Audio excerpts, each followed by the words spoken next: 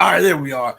I was having some technical problems before the show, and I was trying to get it straight. I got my friend, my guy in the building. I gotta bring him in, man. It's been a long time coming. The incomparable Carl Zha. How is it going, my friend? Hi, Rashid. Good morning, good evening. How are you? I'm doing pretty good, Carl. I'm glad to have you back, man. I know that you were recovering, and me and my family, we sent out our best wishes for you behind the scenes. People don't realize I respect Carl in such a way that behind the cameras, we communicate with each other. So, Carl, you see what's taking place around the globe, especially in Palestine and in that region. What do you think everything is building up to? Because what we're looking at is this unhinged, spoiled child with his spoiled parents lashing out at everybody because they no longer have the economic, the military, or the political muscle to force their dictates on everybody.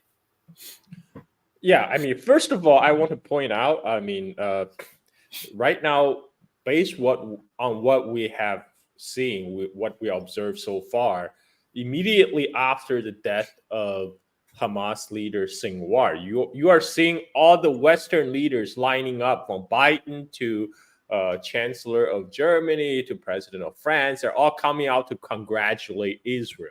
And there's a coordinated media campaign in Washington Post, in New York Times, all but gloating about the assassination of the Hamas leader Sinwar. And I think this further confirms that, it's not Israel that's hijacked. It's not simply as Israel hijacked U.S. foreign policy and to just get Netanyahu to remain in power. Of course, that's what Netanyahu wants. What Netanyahu wants is to perpetuate the war so he can place a wartime leader of Israel. But at the same time, it's clear as day now, United States is fully committed to encourage Israel and plan the whole op, because they have, on every step of the way, they are being fully support of Israeli atrocity in the Middle East. It's not as simple as the Israeli lobby is so powerful they took over United States. No. This is U.S. willy-nilly entering this arrangement because Israel and United States is one entity. There's no tail wagging the dog. It's one animal. It's one dog, and Israel is playing the role as a tip of U.S. spear to continue to destabilize the Middle East. This is to serve a purpose for U.S. foreign policy, to cower all the other Arab states in the region. Like you see what we did to Gaza, you see what we did to Hezbollah, we did to Lebanon. Anyone who will stand up to us, we will destroy them and pulverize them. And that could be you. Sinwar and Nasrallah today could be you tomorrow. This is the message the United States is sending to all the other states in the region, and all the Muslim majority states. Don't you dare to stand up to us. And this is also happening at the time when U.S. itself is becoming increasingly self-sufficient in energy supply. U.S. is no longer depend on Middle East oil. What little oil, gas U.S. do import is coming from Canada, some of them even from Venezuela. So U.S. right now have a total free hand to destabilize the Middle East, because now China is more dependent on oil flow from the Gulf region. So in a way, it's also to send a signal to China. You know what? We can really seriously mess up your energy supply by destabilizing the Middle East, by having a war over there. This is why all these U.S. Aircraft carrier attack groups were parking outside of the Gulf of Oman. One part is to intimidate Iran from retaliating against Israel. By the way, remember what I said in my last appearance on your show, which is a long time ago? I said people just need to be patient. Mm-hmm. Iran, they're playing the long game. They have strategic patience, and they, we all know Iran will have to strike back at Israel, but they will not do it at their enemy's timing. This is what the art of war, Sun Tzu has said in the art of war. You don't want to fight on the battleground of your enemy's choosing and timing of your enemy choosing. You choose your own battle. You choose the time. You use the right place. That's give you maximum advantage. And the Iranian missile attack against Israel has shown that the Iron Dome is ineffective against ballistic missiles. I mean, Iron Dome is designed to stop some rockets, motors, but they're not really effective to stop ballistic missiles travel at supersonic speed. And this is also why U.S. has moved that system to Israel. And so for people who don't know, that system is the U.S. system for missile defense. They're basically admitting the Iron Dome doesn't work against incoming ballistic missile, either from Iran or from Yemen. That's why they had all these U.S. ships lining up, acting as a shield for Israel. And on top of that, they're moving that system into Israel. Now, the thing is, we don't really know how that system works in a real war scenario. So if I am Russia or China, I would have a very vested interest to probe this system and to find out, because 10 years ago, U.S. already deployed that system in Korea. And that was obviously to target China, to target missiles coming out of China. So if I am Russia or China, I would be very curious to see what are the capabilities of that system. And what a better way to find out is, give some help, give some technical help, on the way to Iran.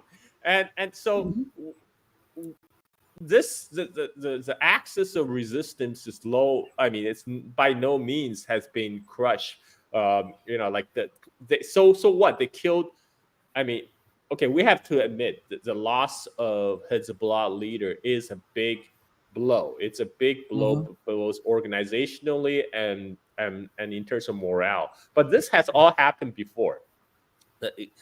Hezbollah will have no problem finding another leader who will be even more hardcore. And remember, Nasrallah, who they killed, he's a moderate.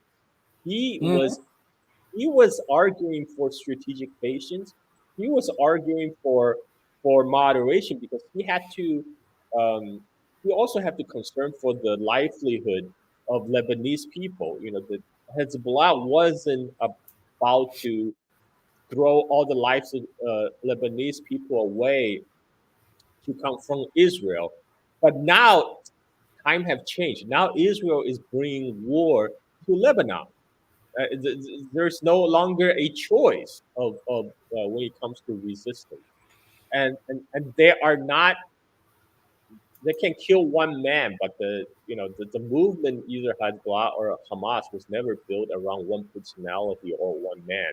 They will rebuild. They will regroup, and and and and I have to say something about the deaths of Sinwar, because Israel, they thought it was a good idea to post entire footage of Sinwar's last moment, and they're gloating about it.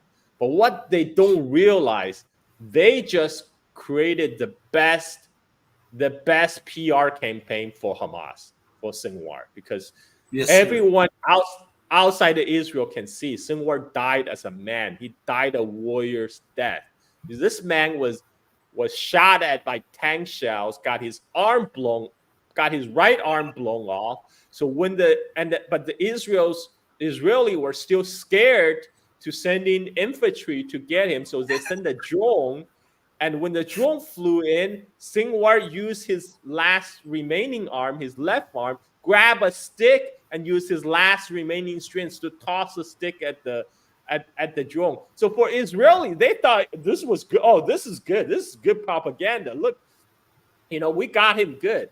But the problem is the Israeli propaganda right now is geared toward domestic consumption, toward Israeli audience. And at this Mm-hmm. point, we have to admit the majority of Israelis right now, they're out for blood. Since October 7th, they're out for blood and for vengeance against the Palestinian people. And when they saw this, oh, what a humiliation for the Palestinians, what a humiliation for the Hamas. And they have absolutely no self-awareness of what the impact of the video does to the global audience, because they don't have, I mean, let's be frank. Israel is a Western society built in Middle East. Yes. It's full of Western culture, and so people who raise in the Western culture, they don't understand the culture of martyrdom. They don't understand the respect people paid to martyrs in other cultures. They just made Sinwar even a larger hero than he already is. This is kind of the now they elevated him to the legendary status, and this is why also why we see Israel tweet out all kind of porn, war porn, and tweeting out their war crimes openly, because they thought, oh, look, we are carrying out our revenge, we are crushing them, this is all good. But to the rest of the world, it's plain as a day. They're committing war crime, they're committing genocide, they're committing atrocities, they're killing civilians, they're killing children. 55% of the population in Gaza are children, and Israelis, they have basically lost the war in the propaganda front. But you know what? They don't care, because they have the full backing of the United States. This is what Biden signed up for. We have Mm-hmm. reports now. White House advisors, they have contacted Israel before their war on Lebanon, and they gave the go ahead. Mm-hmm. We all know this. Israel would never do something without explicit backing or promise of backing from the United States. And that's what, despite all the noise, Biden says, oh, we are really distraught over this affair, where, or like Kamala, like AOC is saying, Kamala Harris is striving tirelessly for ceasefire. That's all bullshit. That's all like their cover. That's all their PR. What they're really doing is they're planning this whole campaign to destabilize the Middle East, to cower all the Arab states, to warn them not to get too close to Russia or China, and Mm-hmm. to cower them to continue to bend the knee to the U.S. hegemony in the region.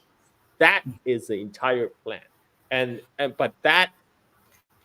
But we can always count on the stupidity and incompetence of the U.S. elite to totally fuck up the implementation.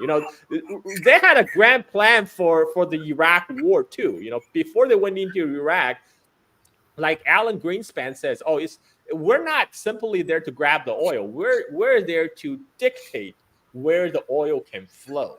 Because back in 2003, they realized China is becoming more dependent on the Gulf oil. They're like, you know what? Rather than having this Russian and Chinese company going there bidding for Iraqi oil contract, we're just going to go there, grab the country, and then we can dictate where the oil will flow. And it's all these chicken hawks who dream about this grand scenario, and they send the stupidest, most incompetent people to carry out their evil genius, quote unquote genius plan. And it's a disaster. It's a disaster. Not only, it's disaster for sure for the Iraqi people, but it's disaster also for the U.S. own foreign policy and the U.S. own standing in the world. The U.S. is still recovering from that, and this will not happen any differently. The United States right now, everyone can see the empire is overstretched, It's overstretching Ukraine. It's overstretching the Middle East. And now another faction of the war party wants to pick a fight with China. This is crazy stuff. I mean, this is not sustainable. I mean, this is why you have people like Mearsheimer who are coming out and say, like, look, okay, guys, we got to do this. We got to do imperialism a little bit smarter. You know, how about we pull out of Ukraine, we pull out of the Middle East, and then we just concentrate on China because that's the biggest threat to U.S. hegemony. But this is Washington, you know, like Washington is many-headed beast. There's jobs involved, Rashid. You know, there's NATO bureaucrats whose jobs are on the line. They must increasingly escalate with Russia. And then there's you know, and Middle East. Israel, forget about it. It's the golden child. U.S. has to support the golden child 100%. So U.S. now is committed on all three fronts, and we all know U.S. do not have the capacity to do a three-front confrontation. So it's just a matter of timing now. Like, I mean, this is right now. Israel is still not. They're still not crushing Hamas. They still haven't crushed Hezbollah. They're just going to go into this war, get themselves dragged deeper and deeper into the war, and drag the United States along with it. And I'm sorry, I shouldn't even use the word drag the United States. The United States is doing it willy-nilly, but you know, we can always count on them to fuck it up. You know, your analysis is exactly like mine on the situation. I don't understand why everybody continues to say that Israel controls America. These are the same peas in the same pod, and that is why you see that these bunker buster bombs that were used to assassinate Nasrallah and top lieutenants and Iranian officials in those bunkers, they were already given by the United States. So the United States had lead intelligence on that a while ago, and they were talking about peace in order to buy time to strategically move all of the assets that they needed to move into place, so that when they give the go ahead, boom, boom, boom, boom, boom, and they can hit it and take it. But before we come in, I want to play a clip on something that you said, and I want to also stop right now and give an acknowledgement to Flying Crocodile 46 for the $50 super chat. Thank you so much. Really appreciate that. Everybody hit the like button, and I want to play this clip about Hamas leader Yahya Sinir. And for those of you who don't know, Yahya's name, to make it more palatable to Western people, Yahya's name translated in English is John. John, John. Okay, that's what Yahya means in Arabic. So I want you to listen to this real quick. Middle East Bureau Chief Maria Finoshna speaking from Jerusalem. Maria, we've just been going through it there that Yahya Sinir may have been killed, apparently the architect behind the attacks. So I would say he was prime target for the IDF. What's emerging surrounding that? Now, we're only hearing rumors, and yes, if it is confirmed, it is a big deal. But the IDF has released a report stating it is currently investigating the possibility that one of 3 militants killed earlier during the army's operations in Gaza was Yahya Sinir, the only remaining leader of Hamas in Gaza. That is after rumors again about his death started spreading rapidly online. The army did not specify in the statement whether it was in an air bombardment or during a combat ground operation. Neither was it mentioned in which area of the strip the killing happened. Recently, the army, as you know, has been fighting in the south, center, and north of Gaza.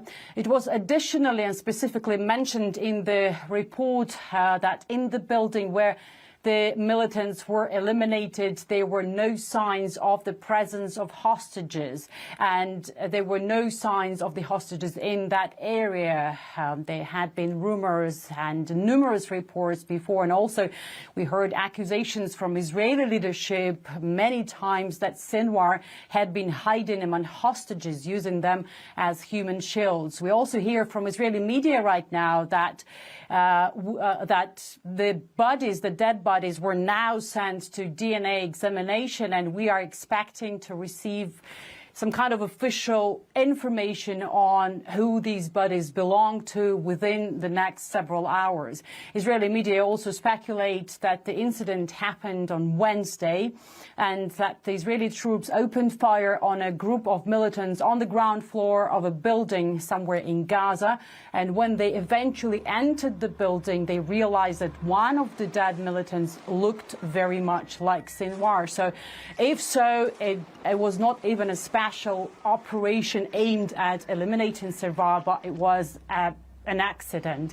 Again, no official confirmation so far. We hear from the army that the DNA expertise is now undergoing, so we have to wait for some time for it to be confirmed. But yes, it is a big deal. If confirmed, Sinwar has led Hamas within Gaza since 2017 after joining the group's ranks in the early 1980s.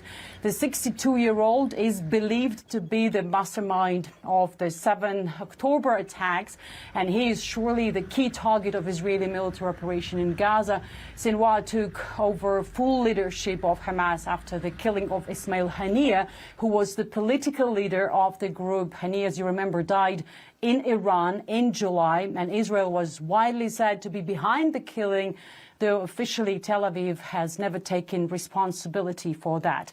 So if confirmed, of course, Sinwar's elimination is expected to heavily impact the ongoing war in Gaza. He was a crucial figure in military planning, and his death is likely to affect any near-term progress on a potential hostage deal as well, because he was the key figure Israel was negotiating with through mediators, but still, and now there is nobody left to negotiate the fate of the remaining Israeli hostages still being held somewhere in Gaza, probably in underground tunnels with. So, and the group may shift priorities or lose leverage without its leadership, without Sinwar. And this development may escalate the conflict further as both sides reassess their strategies. So for now, it is hard to say how exactly will Sinwar's death affect the situation. But since it was, and he was, Israel's key target in the entire operation in the Gaza Strip, we might expect that Israel must start thinking and claiming about being ready to end this war. But again, we have to wait for the official confirmation from the army. Now the bodies have been sent to DNA expertise. So shout out to Flying Crocodile 46 for the $50 super chat, and shout out to New Zealand. And also got to give another one. Shout out to Terry Stevenson. Thank you so much. He said this is a $50 super chat, another $50 super chat, and he says, Rashid, you rock. Many thanks for your work, Vancouver, Canada. Salute to Vancouver, Canada. Hey, Carl, when we're looking at this situation, and we see that you and I are thinking the same terms, that this is not by accident, that all of that material that was used to target Hezbollah, to target Syria, to target the Hamas people were put there in advance by the United States. Why aren't any other analysts picking up on that, and they continue to play this drum that the Israeli lobby is what runs the United States? And common sense tells me that wherever the money flows, that's who controls the policies. This is called the plausible deniability. Yes. Plausible deniability, Rashid. This allows Biden and Kamala, on one hand, they can say, "Oh, we're really concerned about civilian casualties," and Tony Blinken too. It's really unfortunate. It's really unfortunate tragedy. This continues. At the same time, they can continue to supply weapons, supply coordinates to Israeli, supply intelligence, and they are fully 100% involved. At the same time, they say, "Oh yeah, we regret the death of civilians." No, they're not. United States never care about the death of Arabs. The U.S. has been killing Arabs since as long as I can remember. I mean, remember this. Back in 1982, the U.S. sent Marines to Lebanon, and that's also because to coincide with the Israeli invasion of Lebanon. The U.S. has always been very deeply involved into destabilize the region because U.S. presented itself as a security guarantor to the region. U.S. Has its CENTCOM headquarters in the Gulf. U.S. Navy has their headquarters in the Gulf, and they are to other client states. We're talking about the Gulf Arab states, including Saudi Arabia. It's like we are the big dog here. We can provide you security. At the same time, we can fuck you up. This is why you have to continue to rely on us to put your money into buy U.S. Treasury bills, to continue to invest in U.S. dollar denominated assets. Don't even think about de-dollarization. Don't you even dare to think about trading oil in yuan. We are the ones who are in charge. This is why they're doing this. And I have to go back to the death of Sinwar because it just exposed the whole lies and propaganda coming out of Israel. They say Sinwar was hiding in the tunnels. He was using human shields of children and women. He was hiding in hospitals. That's why Israel have to bomb hospitals. It turns out Sinwar was fight in the front with his men. He was not hiding in the tunnels. He was not hiding behind a human shield. And in this case, it seems like they didn't even know where he was. This was an accident. This happened when Sinwar was leading a firefight against invading Israelis. So he really was leading his man. He was in the front. He was setting an example, and this example will resonate. One Sinwar may have died, but his example inspired thousands and thousands of Sinwar. And another thing about the hostage, the whole claim, whole justification for Israel's genocide on Gaza is that Israel claimed that they want the hostage back. But guess what? They keep on killing people. They negotiate for the hostage. They keep Hanaya, who was the chief negotiator, and now they kill Sinwar. Everyone who they could negotiate with for the hostages, they kill. Common sense tells me Israel is not interested in getting hostage back. I mean, they've been bombing the hostages. Some of the hostages have been killed, caught in the crossfire by, being bombed by Israel. And they this is all a justification. They don't care about our hostages. This is why, actually, a lot of the hostage families in Israel are finally wising up. They're demanding Netanyahu to commence the hostage negotiation immediately. But this is all covered. They don't care about hostages. If they care about hostages, they would have done the trade on day one, on October 8th. No, now a year later, they do not care about hostages. This and is remember all this. Remember this, Carl. Not only are they assassinating all of the negotiators for peace and a ceasefire, this is how they got Nasrallah in Lebanon. They had agreed to a ceasefire. And so the Hamas let their guard down because the United States had assured that this was going to be about a ceasefire and that Israel would cease bombing Palestine and cease its aggressiveness towards Lebanon within the next 24 hours. And within hours after Nasrallah agreed to that with the United States, they bombed the headquarters where Nasrallah was located with the Iranian forces and his top lieutenants to try to sort out how the peace agreement would shape up. So it's not just Israel, it's the United States, it's the UK.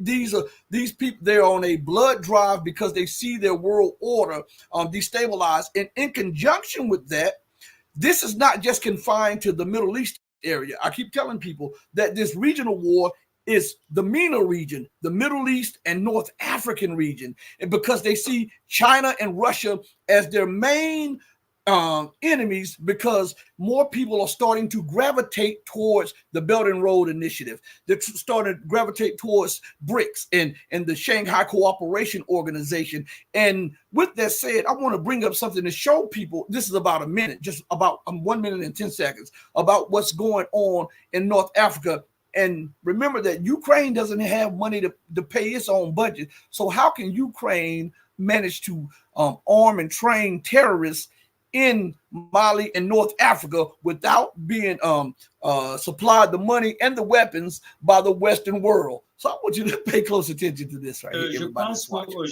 In my view, Mali today is confronted by a group of terrorists, indeed terrorist states. They include the United States and its allies such as France. Indeed, the terrorists in northern Mali have always been supported by France and NATO. That is clearly demonstrated by a recent interview with one of the leaders of the Strategic Framework for the Defence of the People of Azawad, who confirmed that they are supported by Ukraine. And they are indeed being assisted in financing and organising terrorist activity in northern Mali. And here in Mali, they're trying to target Russia. When any state behaves in a hostile manner, in terms of diplomacy, the least we can do is to instigate an interpellation. When we initiated an interpellation to the Ukrainian ambassador, he behaved unfriendly towards us. The only way is to expel him. I believe that today a country like Ukraine is not useful for Mali. Their interaction between Mali and Ukraine has little return, both in economic terms and in terms of security and real cooperation. So at this point in time, in my opinion, it makes no sense at all to continue interaction with a country that's trying to support terrorists against us. We believe that Ukraine is an aggressor country. Today, we understand the real and deep nature of the crisis in Russia's relations with Ukraine. So we're seeing this not being contained in the so-called Middle East region. This is all of West Asia, which is North Africa, all the way up through what is termed as the Middle East. And this is a ploy to try to weaken China, because China gets a lot of oil from certain African nations, and they want that area destabilized in order to prevent China's breakout capacity as the #1 rising power. What do you say on that? Because this is close to an act of war, if not an act of war.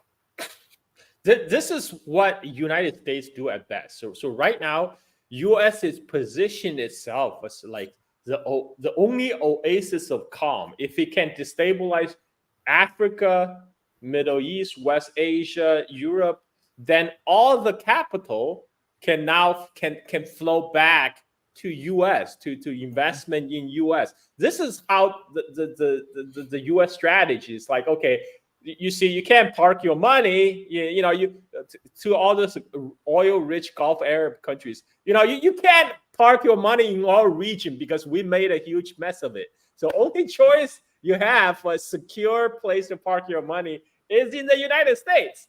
Put your money in our banks. Put your money, invest in U.S. real estate, invest in the U.S. stock market, invest in the U.S. Treasury bills, and what they do, and they realize that especially in the Sahel region of Africa, people are getting sick and tired of France, France colonialism for centuries. They're finally waking up. This is happening in Mali, in Niger, in Chad, and now this is why they're doing. The U.S. is just playing the spoiler now. You know what?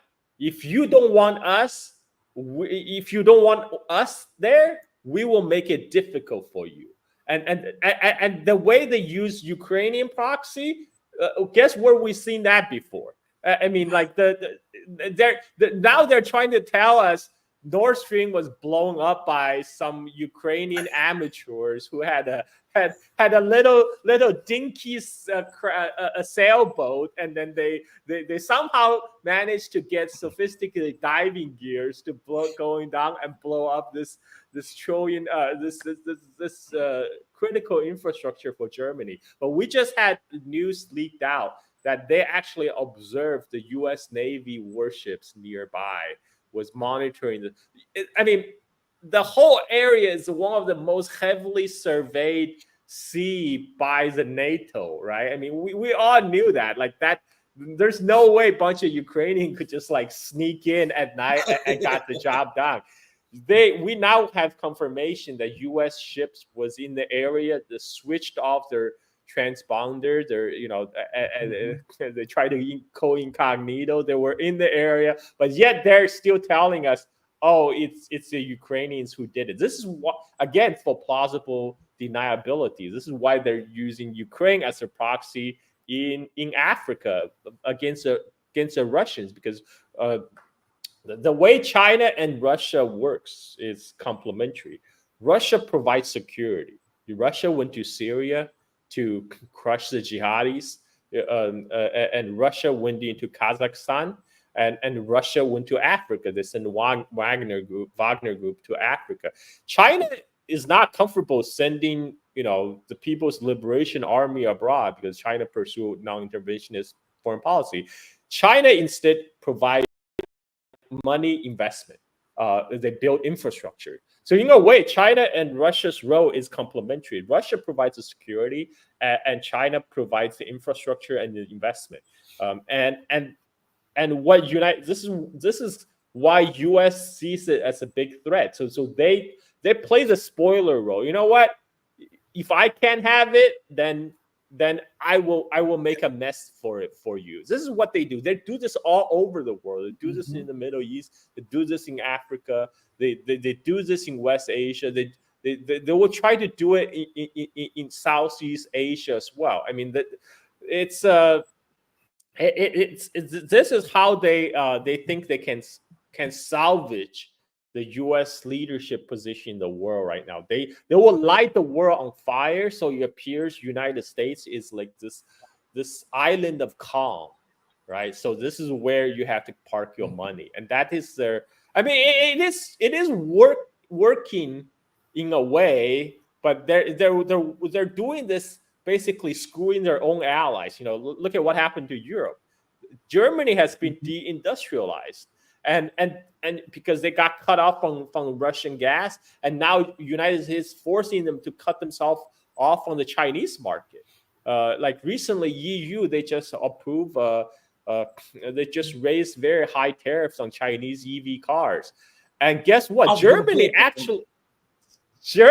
actually opposed that measure in EV. Germany, right, is the one that opposed the move, because a lot of people don't realize a lot of the EV export out of China are actually foreign brands. We're talking the EV coming out of China, the majority are Tesla or Volkswagen or BMW. The BMW, they had their whole EV production line in China.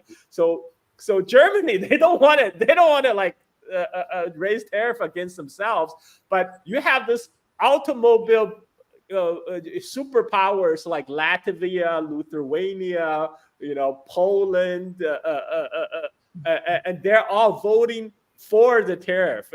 This is why the whole the EU expansion to the east is a mistake. The whole reason to including all these Eastern European countries was to give United States even more voice in EU. They're essentially U.S. proxies. Poland, the Baltic countries, they always vote with United States, and France. Interestingly, France also voted for it, so they're getting payback now because China imposed raised luxury tax on brandy because look, China can live without luxury goods from Europe. China can produce its own luxury goods now. It doesn't need all the rich people from China to go import this expensive wine, champagne from Europe. It's okay. China can live without that. But this is the price you pay for doing something. It's like what. Anyways. I'm not even aware if France has an EV industry, but anyway, they're all doing this. I mean, look, Canada did the same, right? Canada also imposed slap tariffs on Chinese EVs. Like Canada has an auto industry. It has only auto industry Canada have are basically assembling plants for the Toyotas and for the American for American cars. So they had no dog in the fight, but the reason they're doing it is because, of course, Washington are telling them to, and all these transatlantic elite right now, all of them are beholden to Washington. There's a clear separation between them, their own interest, and the interest of the people they claim to represent. Because these European elite, they like von der Leyen or Baerbock, their job and their position of power is tied to how closely they toe Washington's line. They don't have to appease or appeal to the European voters. As long as they are the voice of Washington, they can continue to with their cushy jobs in Europe, and nobody is there to challenge them. And that's the thing. It's like Henry Kissinger said. It's to be enemy of United States is bad, but to be friends of United States is fatal. This is what happens. This is what's happening. Yeah, I want to go into some, since we're on this subject of China, which I wanted to get to. I wanted to probably try to save that for last because it's so much. But since we're on it, we might as well shake, rattle, and roll because I like this subject. I want you to listen to something from Kevin O'Leary and what he thinks the United States should do. And after that, we're going to go back about those EVs and what the West is trying to do to prevent China's breakout capacity. But first, I want to. This will be the first time I listen to this clip also with you guys. And so it's Kevin O'Leary. He's always on these different shows talking. And this is what he has to say concerning China. It must be hard for you to, spend 25 years talking about tariffs as being negative and then have somebody explain to you that you're totally wrong. The higher the tariff, the more you're going to put on the value of that piece, those goods, the higher people are going to have to pay in shops. Ready? The higher the tariff, the more likely it is that the company will come into the United States and build a factory in the United States so it doesn't have to pay the tariff. Our country is being threatened by Mexico. Our allies have taken advantage of us more so than our enemies. We're stuck with a bad deal. I mean, we have trade deals that were so bad that I said, who are the people that are doing it? They're either very stupid or they're getting paid off. Trump got a lot of applause lines yesterday on that. That was former President Trump pushing back on Bloomberg's top editor talking tariffs. Look at this. The U.S. ranks among the lowest in the world on tariffs. Other nations are hitting the U.S. goods with higher tariffs. Look who's here. O'Leary Ventures chairman. He's Mr. Wonderful. Kevin O'Leary. The new season of Shark Tank airs this Friday. Kevin, when you saw this this debate, by the way, thank you so much for joining us. Trump is saying he wants to tariff car imports and the like to boost manufacturing here, to bring manufacturing back to the U.S. Would it increase inflation? What do you think?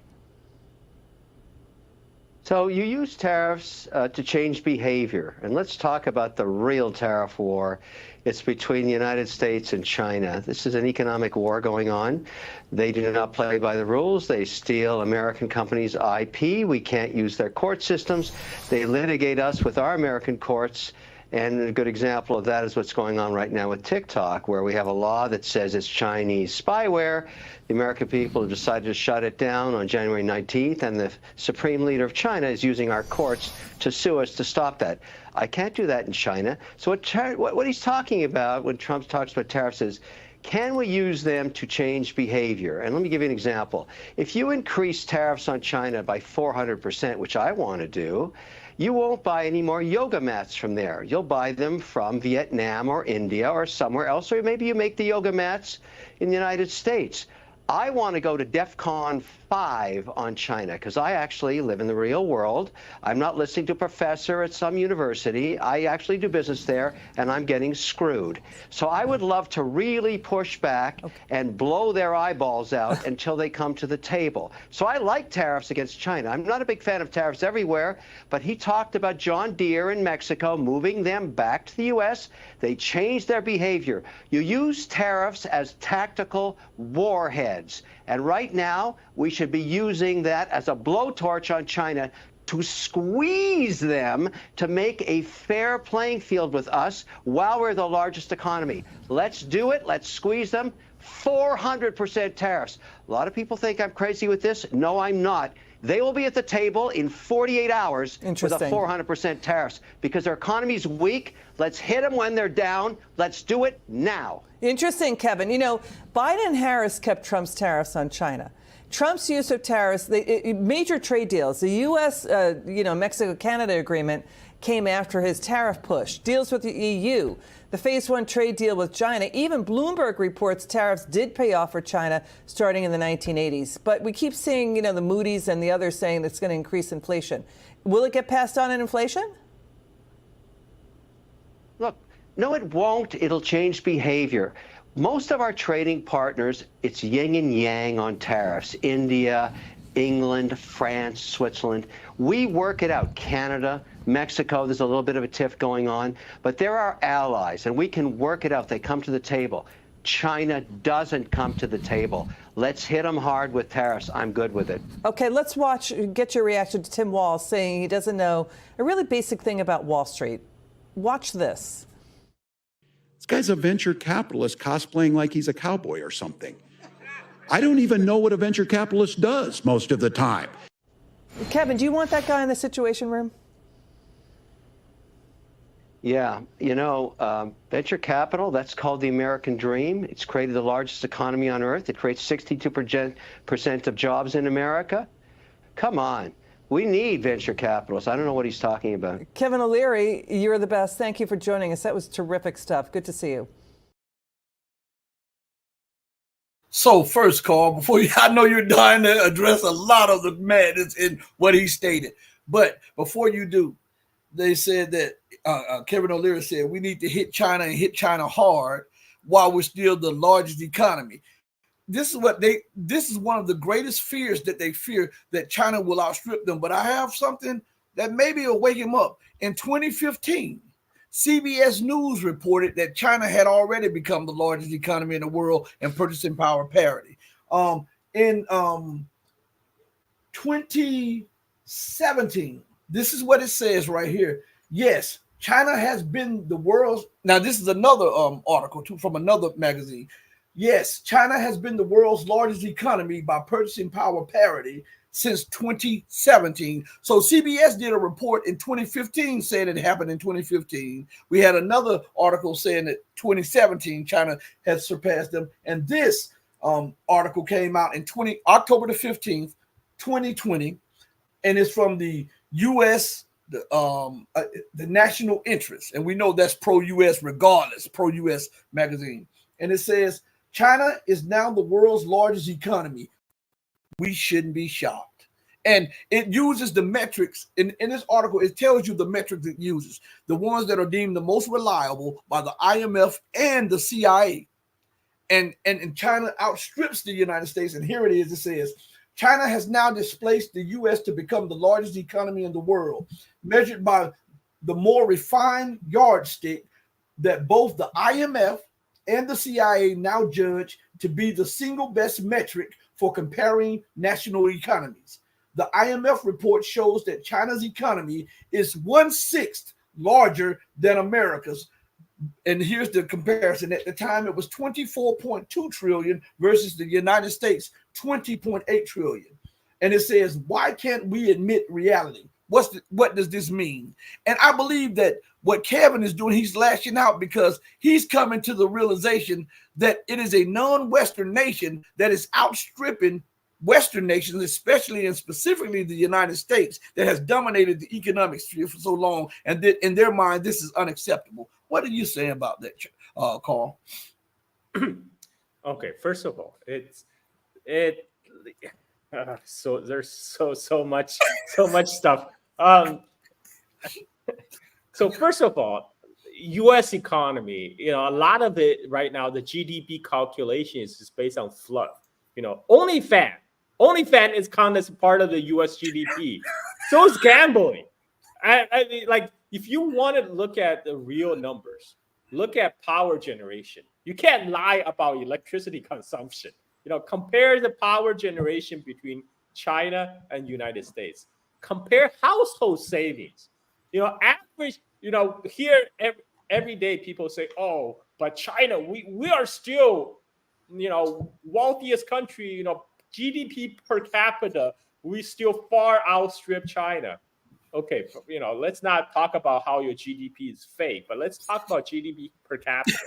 GDP per capita means you take the whole country GDP, you divide by the population numbers, you get the GDP per capita. But you know what? GDP per capita is not what you have in the bank, because United States is not a communist country. There's no equal distribution of wealth in United States. The GDP per capita doesn't mean shit to average working Americans. Most of that GDP is held by the top 1%. So what you need to look at is actually the medium household, household savings and household wealth.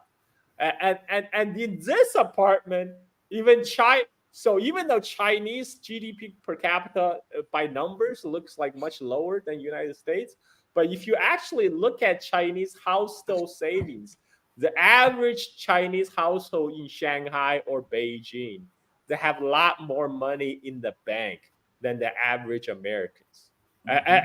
This may be shocking to a lot of Americans, but this is how China, in the huge household saving rate in China, this is what allowed China to become a creditor nation, and this is why China has a large capital surplus they can use to buy U.S. Treasury. They're financing the U.S. consumption right now. U.S. is a debtor nation.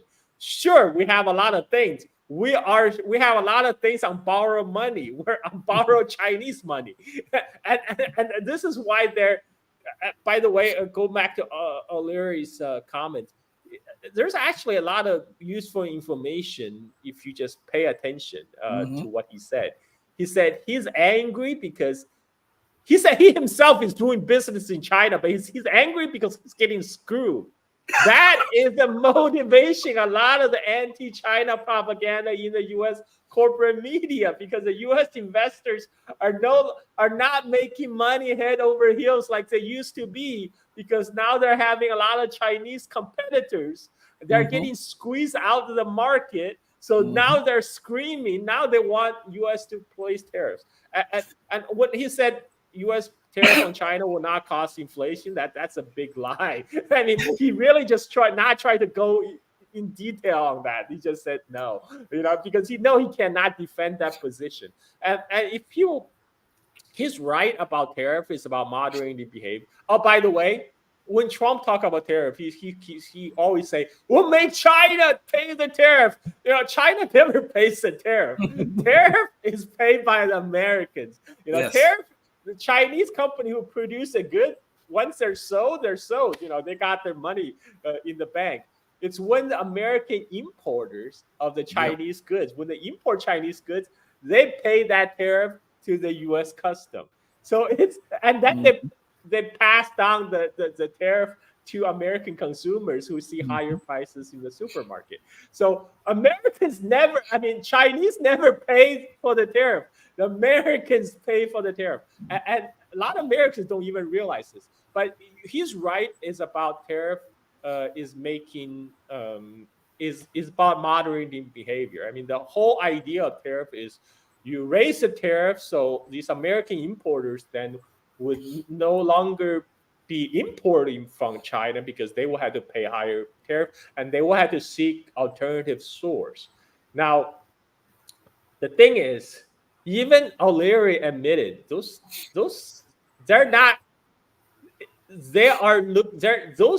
jobs are not coming back. They're just going to go import from Vietnam, from Indonesia, from Mexico, from other places.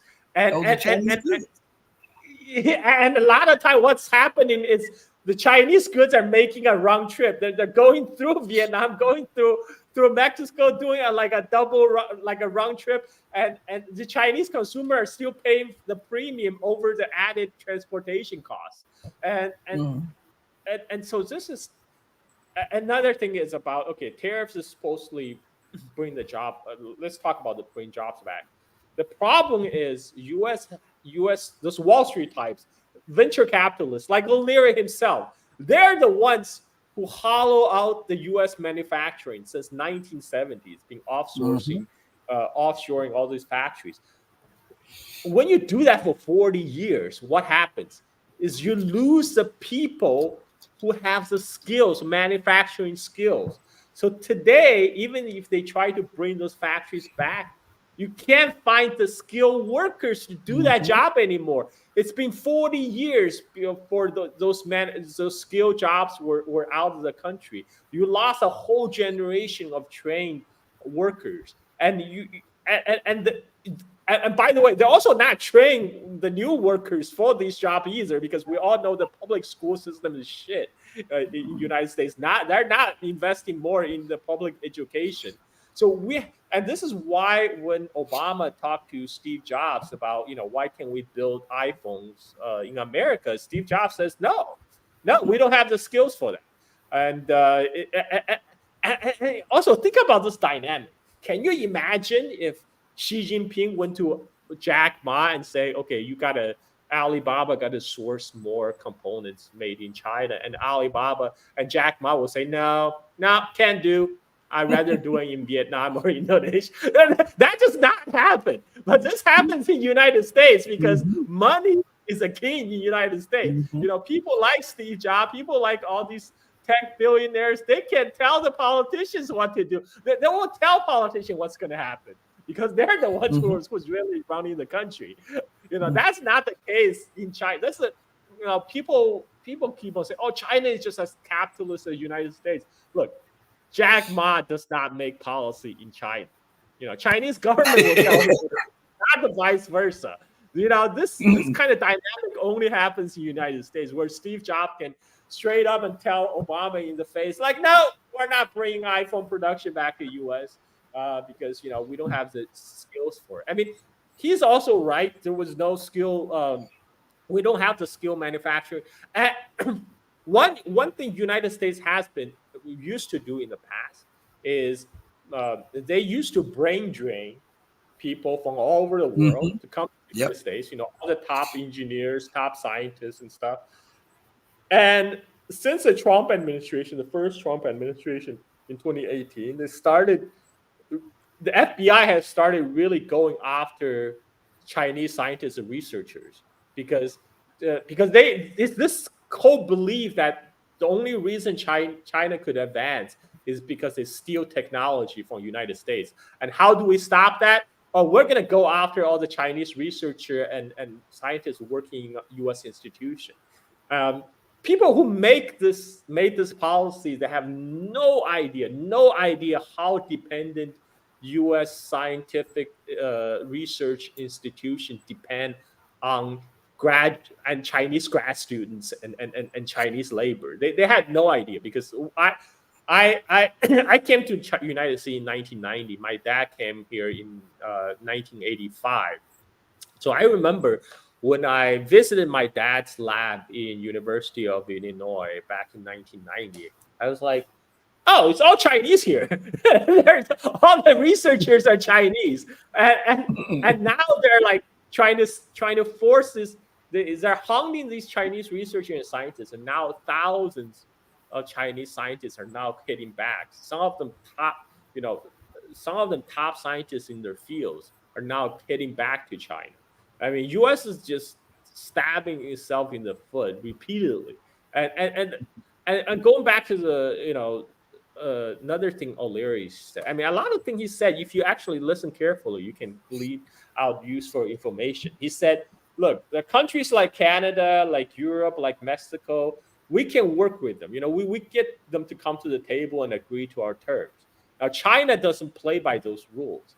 That is why they hate China, because they can easily make the vassal states in Europe, in Canada, in Mexico to bend their knee to their master in Washington. They cannot do that to China, because China is a truly sovereign nation. China said, like, no, you come to China, you play by our rules. And this, and another thing that he talked about, technological theft. I mean, this is ridiculous. There was never like everything is above the ground in China. When the foreign company, U.S. multinational, come to China, China says, look, if you want to do business, China, you have to do technology transfer. You have to train your staff, local Chinese staff, in your technology, operating your machinery, how everything works. So this is how China gains skills. But this all ironclad clause. This all the company understood that was a price to do business in China. And in terms of Tesla, China didn't even do that. They didn't even mandate tech transfer, but they say, we can't have you open 100% owned Tesla factory in Shanghai where you own 100%, but you got to make sure a majority of the components are sourced locally from China. Mm-hmm. So this is how technology transfer actually takes place. It's part of the Chinese government mandate. It's part of a process of the Chinese students going abroad. They study in the universities. They work in the multinationals, and some of them, the more ambitious one, they realize after 10 years they will hit a bamboo ceiling in the corporate world. Whereas when they go back to China, the sky is the limit. So they went back. I mean, that's the experience I know of my dad's classmates who came to China with him to United States and then work in the U.S. corporate world. But after 10 years, they feel like, okay, they cannot rise anymore. And that's a story, by the way, of the TSMC founder, Morris Chang. A lot of people don't know Morris Chang is American. He came to United States, became naturalized U.S. citizen. He worked in Texas Instrument, and they keep on bypassing him for promotion to the top job. And in the end, he realized, you know what? They will never let me to take the top job in this top U.S. corporation, in this white-dominated world. At the same time, when Taiwan government came to him and said, look, we will give you all the money, all the funding, all the tax break, whatever you want. We want you to set up semiconductor manufacturing in Taiwan. And so he took that offer. He went to Taiwan and founded TSMC. And, this is this is what they call tech theft. In the United States, this is what they call tech theft. I mean, it's what the root cause is. U.S. is losing its competitive edge against China, whether in science, in research, in business, in trade. They're losing, so they are lashing out. They're lashing out very wildly, out and trying to preserve the top spot of U.S. But it's all in vain, because the more they do, more Chinese scientists are going to go back to China. The more the Chinese government is going to invest in the semiconductor manufacturing, more chip sanction on China. The U.S. is imposing on all the American companies and its European allies.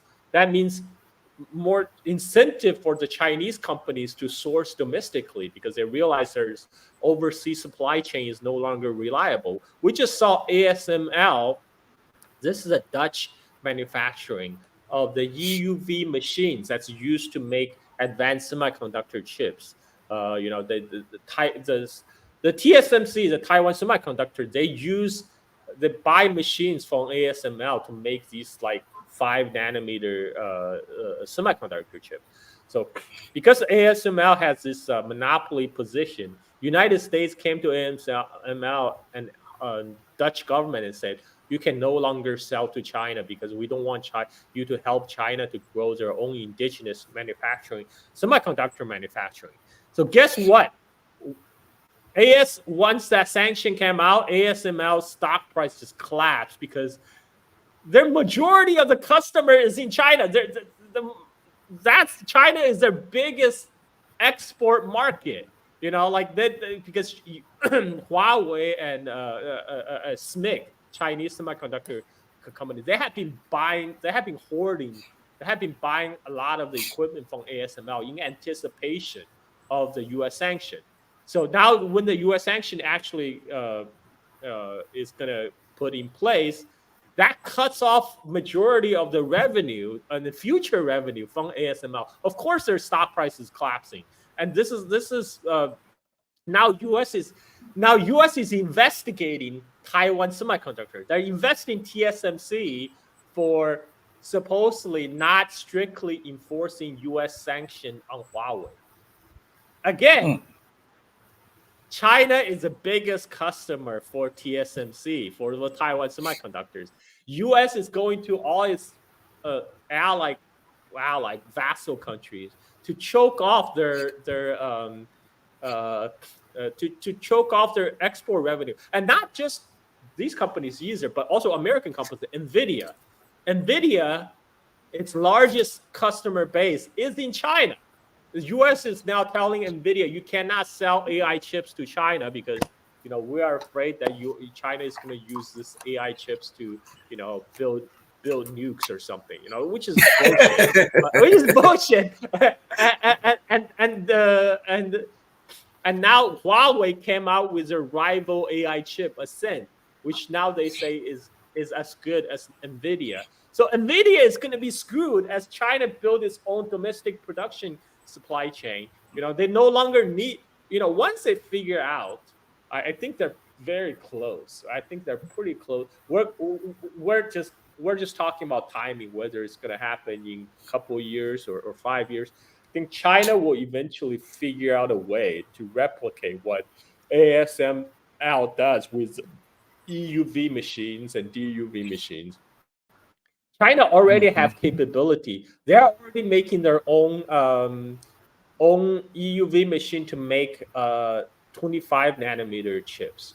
They're already heading toward that direction. So they no longer have to rely on ASML to make the middle of the line chips production. By the way, that's the largest chip market because not the smallest, 5 nanometer, 7 nanometer. Those are just used in smartphones. You really need smaller chips to fit inside in the phones. But everything else, refrigerator, TV, you don't need like really tiny transistors to make a fridge. And of course, the U.S. claim about China using advanced semiconductor to make missiles, that's all bullshit. When you have ICBM, there's a lot of space on that ICBM. You don't need to miniaturize your chip design to fit on the ICBM, right? And in fact, the ICBMs, they have to harden against radiation. So there's certain requirement that makes it impractical to make your to use like the most advanced semiconductor chip. Anyway, so my whole spiel is whatever United States does right now is stabbing itself in the foot, but they're keep on trying it. Now they're thinking, okay, maybe it's because we haven't put enough sanctions. Our sanctions is not working. Maybe because we haven't put enough sanctions. So we're going to apply more sanctions. This is only going to accelerate the indigenization of Chinese semiconductor domestic supply chain, and once people have no idea, man. I'm telling you, Rashid, a lot of people in U.S. they still think China exists in like 1960s or maybe even 19th century. They have no idea kind of the breakthrough that China is making or about to make. You have Elon Musk, talking about his robo-taxi. It's like China had a robo-taxi, have a driverless taxi for years now. Like people just don't know about it outside of China. And also Elon Musk, I don't know how that, what happened to Hyperloop, huh? I don't know if those ideas going to translate. I don't know, man. So we're gonna have to see. I'm gonna go back to something that Lex Bourbon says. He says China has the greatest manufacturing capacity. U.S. has the greatest clown production capacity and the greatest national debt. I absolutely concur with that 100%. Let's see. Jack Ma and capitalists know their place and stay there when it concerns China. Now I want to play a clip. This comes off Global Times, and I want to play this clip about what you were just talking about. This is about a 4-minute clip, and while it's doing it, I'm going to black my camera so that I can straighten these two screens that keep sliding down for a minute. So everybody, pay close attention to this. It's been a little while since the announcement that Qualcomm is considering merging with Intel. I have to say that I remember the days when I was at Applied Materials board more than a decade ago. Intel was God. Intel was the one that could do no wrong. And now we found out that there's been some serious misrepresentations, let's just say, in the financials of the company, hiding a lot of losses. Now, what happened? I think one way we can look at it is the whole chip sector has been seriously distorted from normal market practices by the sanctions the U.S. imposed on Chinese semiconductor business.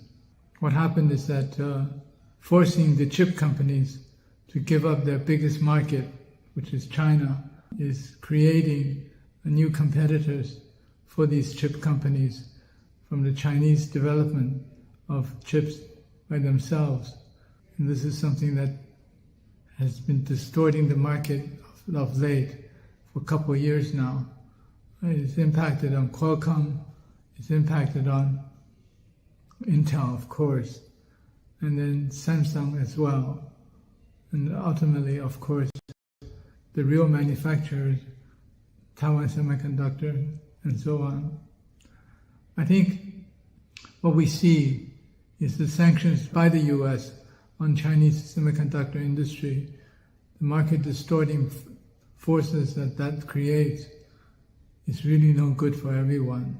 And this will eventually lead to serious downfall of a number of U.S. chip companies. As we see now what happened to Intel, what will eventually happen, whether or not it would be cash injection or it would be an acquisition or merger, it's not clear yet. But the turmoil in the semiconductor sector, in the market, especially now leading to a top level, is going to continue, and it's probably going to wreak more havoc on the semiconductor industries in the West. What will happen to Intel? Nobody really knows. Cash injection will help it along for a while, but it doesn't change the fact that Intel no longer is at the tip of the pyramid. What will also happen to the acquisition case that Qualcomm has produced? Don't know yet. But from what I hear from friends in the sector, it's not going to be an easy acquisition to make, especially since it involves financial records which have indicated that there have been serious misrepresentation in the books of Intel.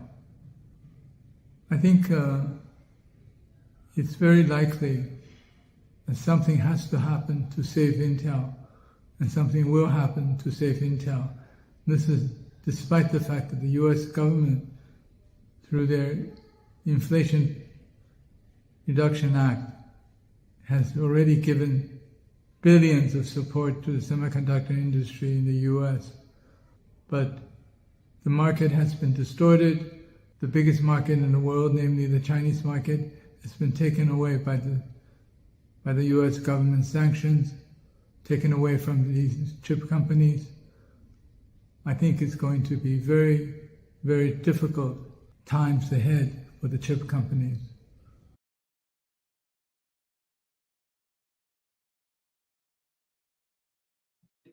Pretty much what you were just speaking about.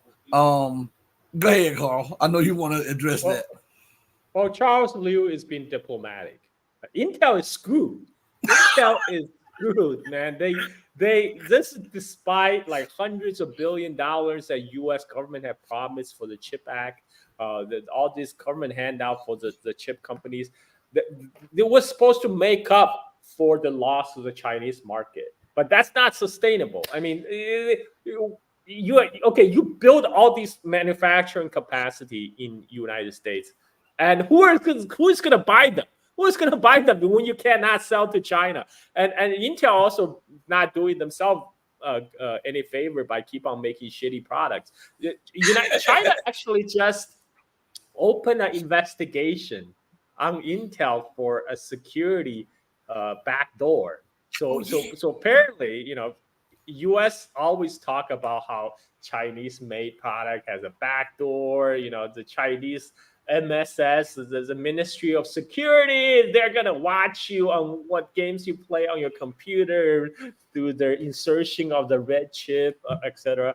But it turns out Intel has this backdoor built in, and it's been known, and we all know why Intel have backdoor. All these tech companies, they all built this backdoor for the U.S. intelligence companies to tap in to continue their surveillance of the U.S. public. This is why whenever U.S. is talking about China, it's almost 100% projection, because U.S. is doing this to their own citizens. So they're saying, oh, China must be doing the same. And this is their justification for banning Huawei, by the way, because U.S. intelligence service, they know they're not going to get a backdoor to Huawei. So when they find out, okay, Huawei hold all these patents on 5G, and if all these countries are going to have Huawei install their infrastructure, that means the Five Eyes will be blind.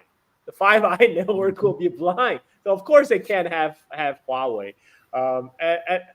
So yeah, I mean, Intel is screwed, man. I just don't see how this is gonna end.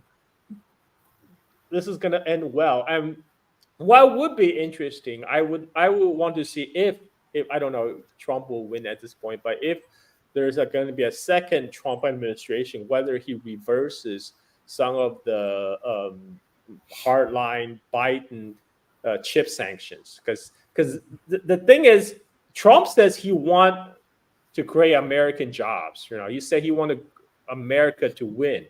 Like the Biden's chip sanctions are basically crippling the U.S. chip industry. They're not helping the U.S. tech sector. They're prevented from making money by selling to China. That's U.S. claim they're worried about the deficit, about the trade surplus China has.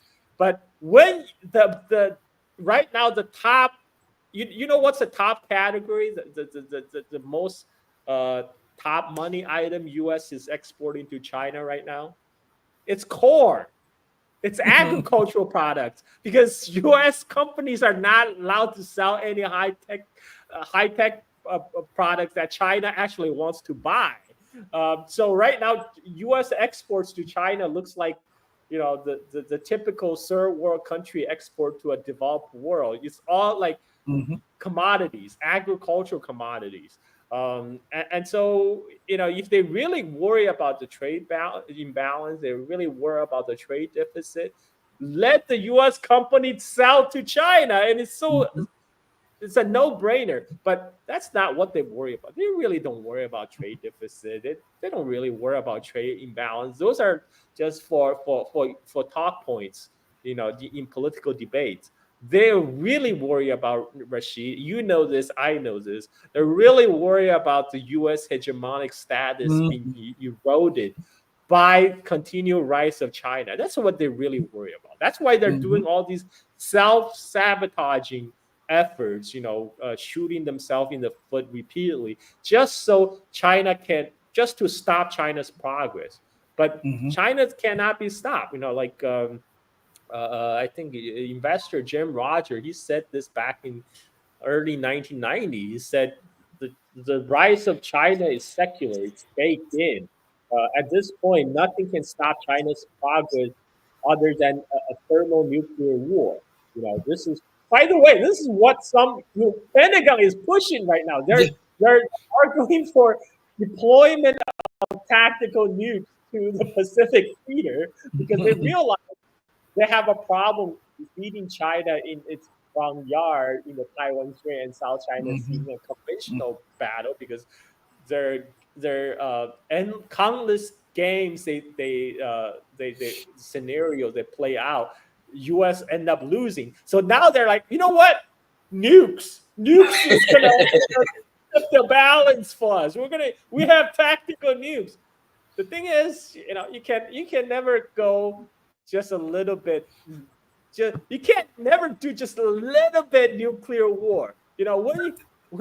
Like their argument is, okay, we're using a tactical nuclear warhead, not a strategic nuclear warhead. So maybe China will not retaliate with a city buster. Look, I mean, when China sees that missile coming in, they're not gonna know. They're not gonna wait until the missile lands and the mushroom clouds goes up and let's see, that's a tactical nuke, so maybe we don't need to worry about so much. No, when they see that missile fly, all the missiles gonna come out in the air. You got counter strike. I mean, the people in Washington, they live in such a bubble. They really think like now we have papers on the Rand Corporation, for the Atlantic, like all these think tanks. Now they're talking about, you have even the commander of the U.S. Pacific Fleet. They're saying we are adopting a more aggressive posture to stop the Chinese aggression, and we will make a hellscape in the Taiwan Strait for them by flooding it with thousands of unmanned drones and warships and unmanned warships and planes. I'm like, wait. Where are you gonna get those thousands of drones?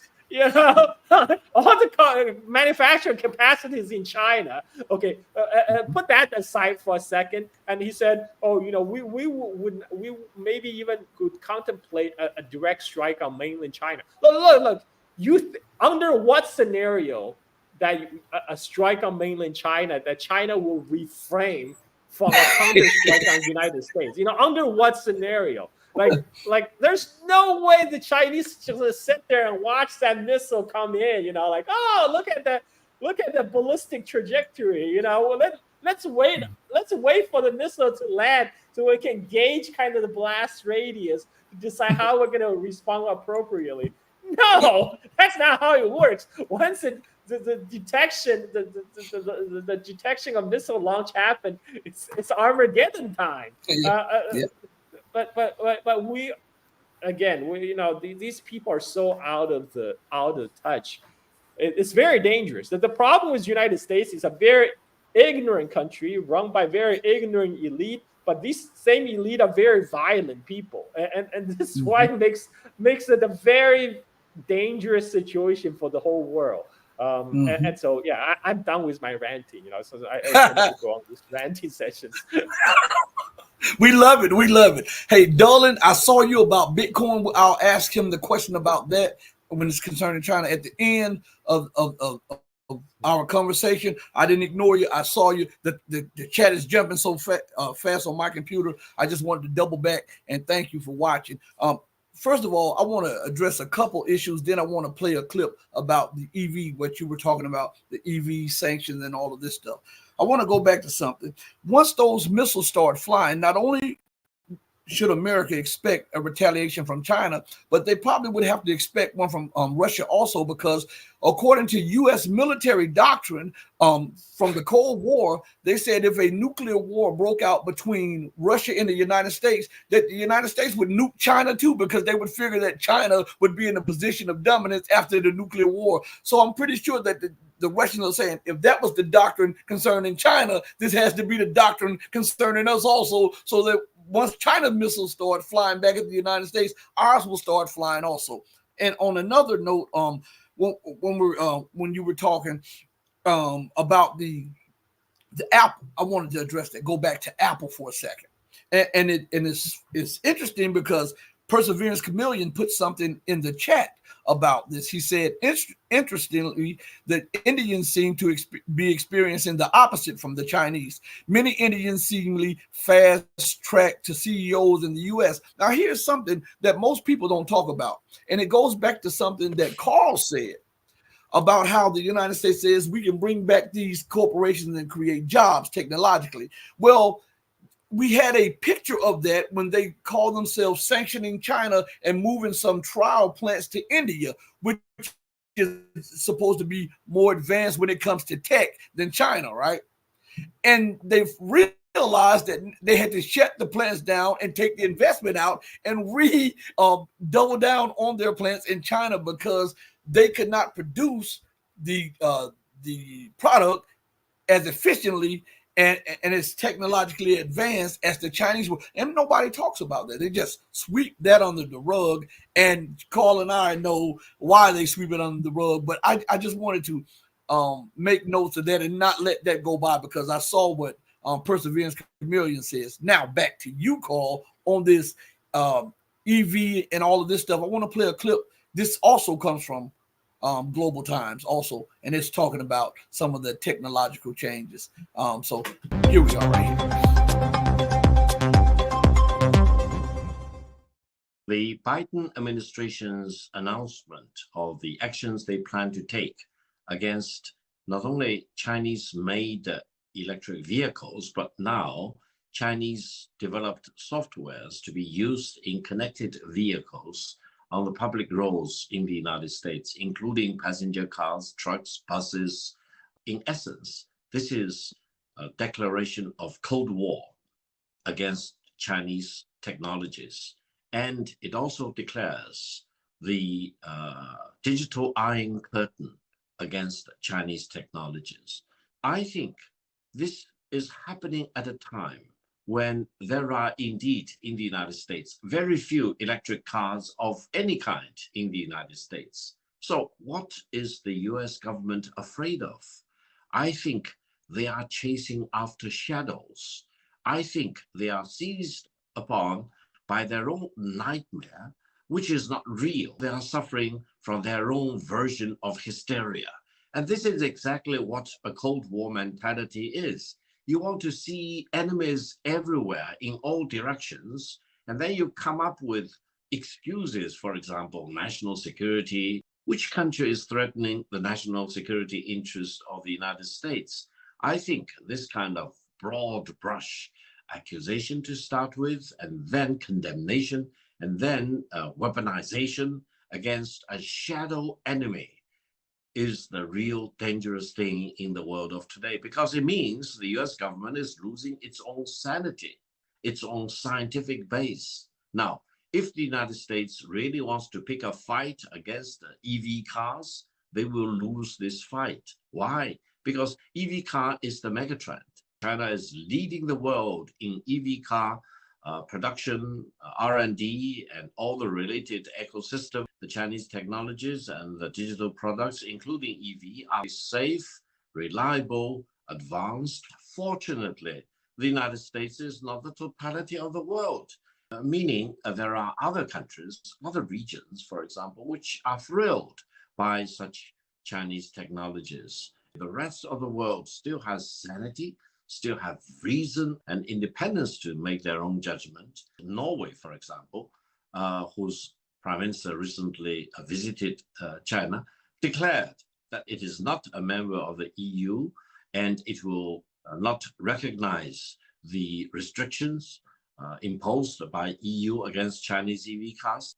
And therefore, the United States government should wake up from their own insanity and their own self-imposed hostility against the Chinese products, to really care about the fundamental interests of the American people, the American consumers. The sooner the United States gets its actions together and embrace EV car, the better. the longer they drag their feet, or the more damage they will inflict on the automobile industry as a whole in the United States.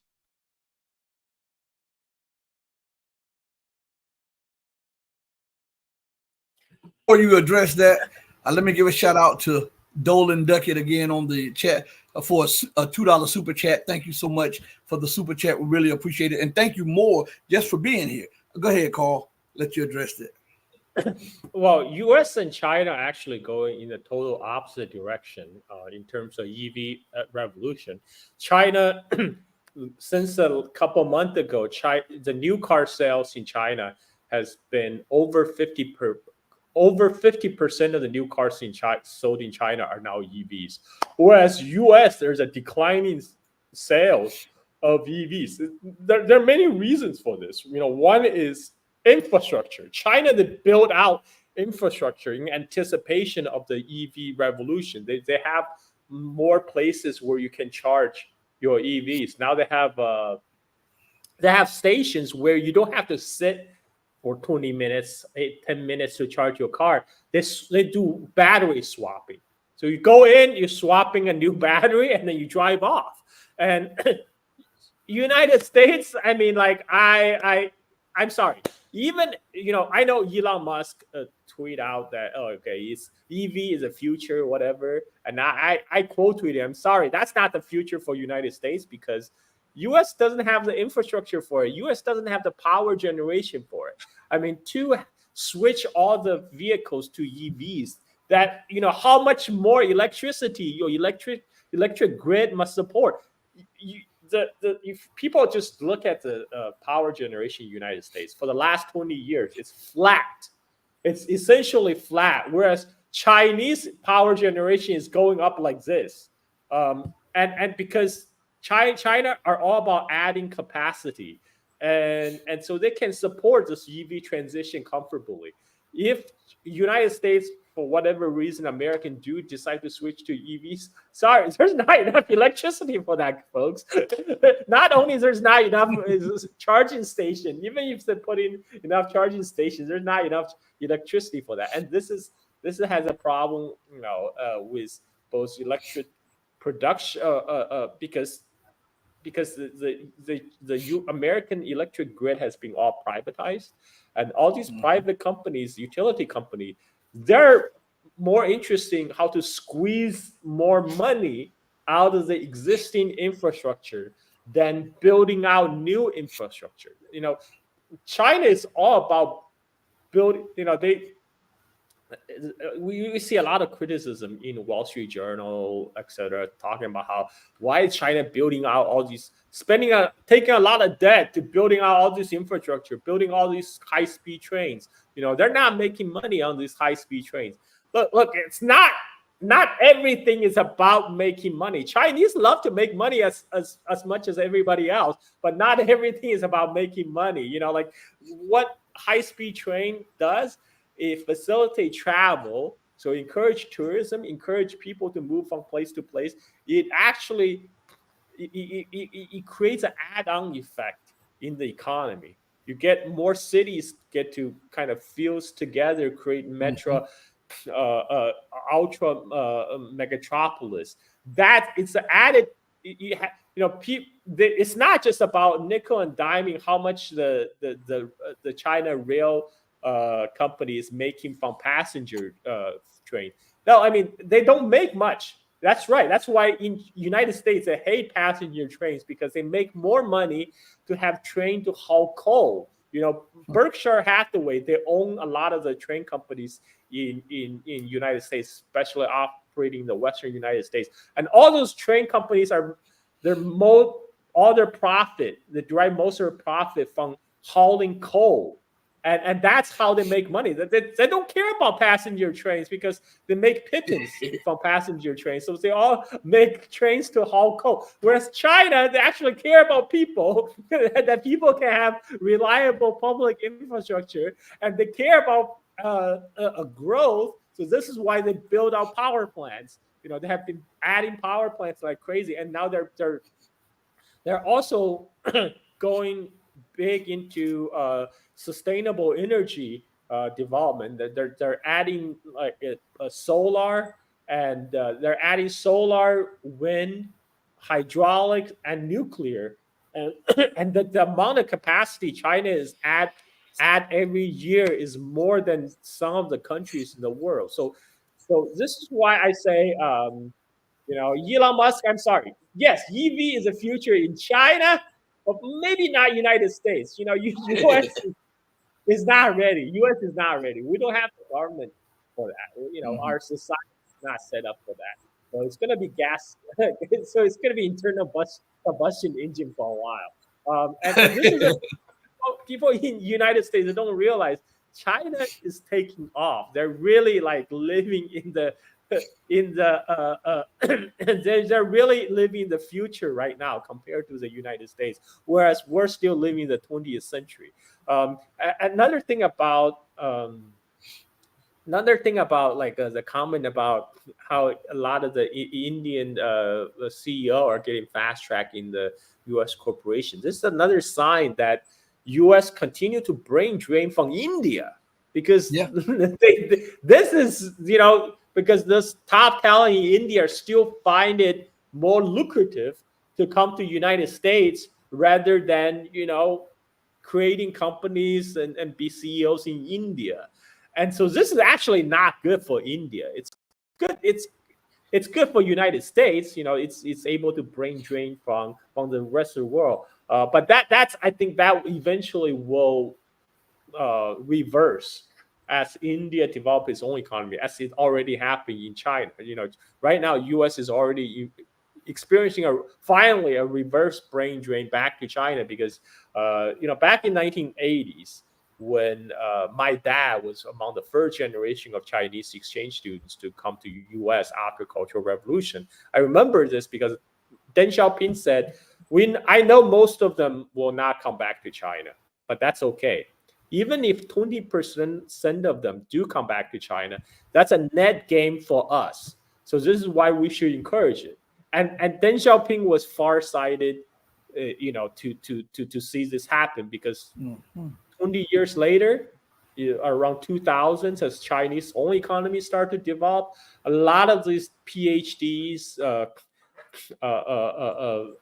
people in top engineers who gained all this knowledge and experience working in multinationals in the West, and they saw the opportunity back in China and they went back. And now they're being forced back by U.S. government policies. But this is just gonna power China more ahead. And India, I think it's even in India, it's slowly happening, because I work in the tech industry, and around 2010s, I start seeing some of my Indian colleagues are starting to repatriate back to India. And so, I think that will happen as well. As United States continue to stagnate and become no longer like the magnet for attracting top talent from the world elsewhere, and as the BRICS country continue to develop, I think that will just happen naturally. Mm-hmm. And this will be the last question on this subject, because I have two short clips I want to play on the Russian subject before we wrap this up, Carl. And people need to know Carl has to give him a little rest also. And we'll have him back on soon, so don't be mad at me. I look out for my friend. But I want to play something for you concerning Kamala Harris, okay? And this is her answer to America's view of the situation between China and its province, Chinese Taipei, or for the people who don't know, Taiwan. So listen, and this the is Chinese military has been doing drills around Taiwan, and Xi Jinping visited the province across from Taiwan. It's raising pressure, obviously, on Taiwan.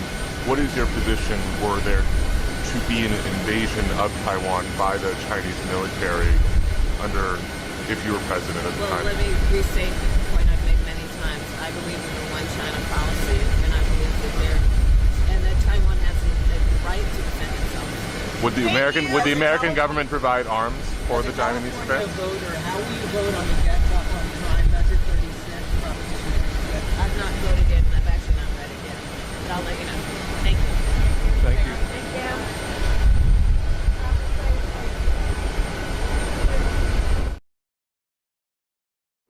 It's absolutely crazy. Listen, Carl, this is the mantra that is spewed. I was laughing. Both of us was laughing behind the scenes. This is the mantra that is spewed by all Western politicians, especially in the United States. On the one hand, they say, we believe in the one China policy. And then they'll say, we believe that Taiwan has the right to defend itself. Hold on. If Taiwan is believed to be a part of China and it is all one, then the sovereignty lies in Beijing and not in Taipei. And what if China took that view with Texas? And Texas used to be a sovereign nation, and it was once part of Mexico. What if the people who want to secede from the United States come to China, and China say, hey, we believe in the one U.S. policy, but we also believe that we have the right to supply the sovereignties in Texas because they have the right to defend themselves against U.S. aggression. How would the United States feel if that was put on them? Or Hawaii, Kingdom of Hawaii was illegally occupied by United States, and so the thing is, this is kind of the double speak they always do. They will at one moment they will say we believe in a Palestinian state. The next sentence they will say Israel has a right to defend itself, right? And this is the same double speak they always do. But but underneath all that, they're going to continue to sell weapons to Taiwan because Taiwan is one of the best customer for the U.S. military-industrial complex. And a lot of these weapons they sell are also crap because U.S. Pentagon, they are scared that if they sell top-of-the-line weapons to Taiwan, eventually when unification happens, those weapons will pass into the hands of the Chinese People's Liberation Army. So they only sell the secondhand, stripped down and useless crap to Taiwan for very high price. I mean, it's a whole grift, and a lot of people in Taiwan actually understand this. They see it as paying protection money, right? So we're saying it's paying protection money, so U.S. play nice with them. And Kamala, the best strategy for Kamala right now is actually to say as less as possible because it's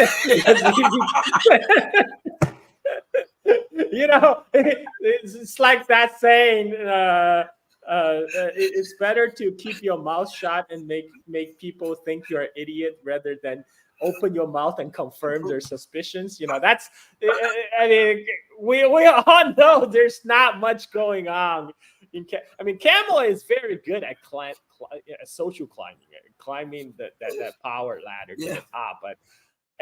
Anything else? I don't know, man. I just don't know. There's much up there. So for her, the bad strategy till election is just like don't say much and just say, okay, I'm the alternative to Trump candidate. That's what the. Oh, have you seen that they try to Obama tried to shame black men into to vote for Kamala Harris? Yeah. Obama, you think. I'm still old enough to remember when you drink that tap water in Flint and tell everybody everything tastes fine. I mean, this guy is unbelievable, man. Now he's saying it's a black man's fault for not voting for Kamala Harris. It's amazing. It's unreal how they play that type of politics, And I often tell people who may, even some who are watching, instead of looking at him. Look at what he instituted as his policies. Look at this man. He instituted some of the most detrimental policies to Black America. And then you want to double back and say who they should vote for? Man, if you don't get you some wings and fly out of here, I don't know what to tell you.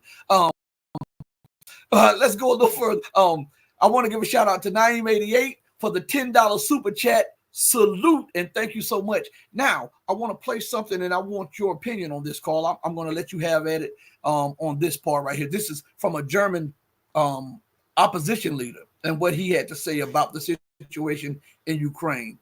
So we've covered the Africa, we've covered the Middle East, we've covered the Taiwan crisis, and I want to double back before we close on this Ukrainian Russian crisis that has been put together by the West. So I want you to listen to what he said, and well, you may not be able to understand it, but they're going to have the words at the bottom, and I just want to get your feedback on this lunatic and what he's saying. Berlin is among the Western powers that have been holding out against further escalation of the Ukraine conflict. However, a German opposition leader is now demanding just that. He wants to give Kiev long-range missiles capable of reaching deep into Russia. This cannot go on. If Putin does not accept this, then the next step must follow, and he must be told. If he does not stop bombing civilians in Ukraine within 24 hours, then Germany must send Taurus missiles to destroy the supply lines that this regime uses to harm civilians in Ukraine. It is time for us to overcome our fear of Putin so that we can finally stop the brutality in Ukraine together. In 2014, we already made a wrong assessment of the situation. In 2024, we must not make a wrong assessment again. Moscow has not stayed silent. The Russian Foreign Ministry spokeswoman suggested German politicians might want to channel their efforts away from issuing ultimatums to Moscow and instead focus on cutting off arms supplies to Kiev. Alternative for Germany party member Gunnar Beck told us Berlin has already bitten off more than it can chew over the Ukraine conflict. Germany is not only an economy in crisis, it is a country with a largely dysfunctional military. Germany is in no position militarily or politically to give Russia ultimatums. Sadly, I have to say that given Germany's history, I think it would be a wiser course of action if Germany took more of a back seat in this conflict. I think that's the right course of action. And in fact, that's the approach Germany is generally approaching in foreign policy. Germany is usually a very subservient actor, being mindful of its own history. In my view, rather too much so. But I think being involved in an active conflict to such an extent is rather new chapter in German foreign and military policy, and in my view, a very dangerous one. I think it's a mistake. So what do you have to say on this when this guy's openly advocating for this? Do you think that he had some money tossed to him by the U.S. just so that they can put fillers out to see what Russia's reaction would be to this man calling for taking the training wheels off and striking deep into Russia with cruise missiles? I mean, we know the European politicians are cut. They're all been compromised. All these guys, their path to power is they do not derive their legitimacy from popular support. They derive their legitimacy from how close they stick to the Washington's line. And you know, the other guy, you know, what he said, it's common sense. Given Germany's own history, what the hell are you doing trying to involve in this? This reminds me of all these NAFOs on Twitter. They're all so ecstatic, tweeting, "Oh, after 80 years, the German tanks are now again on the soils in Russia or Ukraine." It's like, we know you're Nazi. You don't have to confirm it to us. You know, I know you guys like Nazis, but right now it's like again they're flailing because it's clear to everyone now the Ukraine war is not going well for NATO. That's why they're trying to escalate. I mean, by deploying longer range missiles to strike deep into Russia. Are you kidding me? We know it's not Ukrainian personnel who are operating those missiles because they don't have training for it. You will be Americans and Europeans operators who are firing those NATO missiles into Russia. That's a declaration of war. You know, it's just like those the admirals of U.S. Pacific Fleet thinking it's a it's even a good idea to strike mainland China. You think Russia will not respond if American or European operator pushing button on that missile that's going to hit in the vicinity of Moscow? That's delusional, man. I mean, like, they're really talking like World War III stuff. That's this thing you're gonna see. They're really hoping the Russian tanks to come back to Berlin at this point. Like this is because Russia actually has no interest to expand the war beyond Ukraine, unlike what all these NATO people are saying. The whole Russian operation was to make sure NATO do not become the bridgehead. Ukraine does not become bridgehead for NATO on the flank of Russia. Russia has no interest to strike, beyond Ukraine. But now they're pushing to escalate because they're losing. Again, it's like, okay, this is not working, so we'll do it even more. We'll escalate. That sure will turn the tide. No, you're crazy. You're gonna start a nuclear war. I mean, this is yeah. I mean, I just hope a lot of that is hot air, because this is incredibly dangerous. That's incredibly dangerous because they have already we're already seeing deployment, calling for deployment of this long-range missile, not just from U.S. politicians, not German politicians, because let's face it, German politicians, they don't make the shots.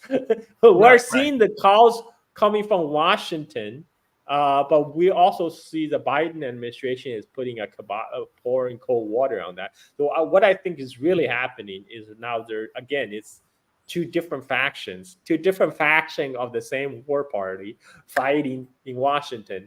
There's the people who more align with the military-industrial complex, who are more aligned with Hillary Clinton's faction. They are. Oh, by the way, did you see that Victoria Nuland? He's back in. She got a new job now, and like all these neocons are being brought back. So I think there's a power struggle between Hillary's people, and then you have the Pentagon and the CIA. They're like, whoa, wait a minute. Okay, we want to put squeezing on Russia, but we're not ready for World War III yet, right? I think there's that kind of dynamic going on. So again, we're gonna have to see.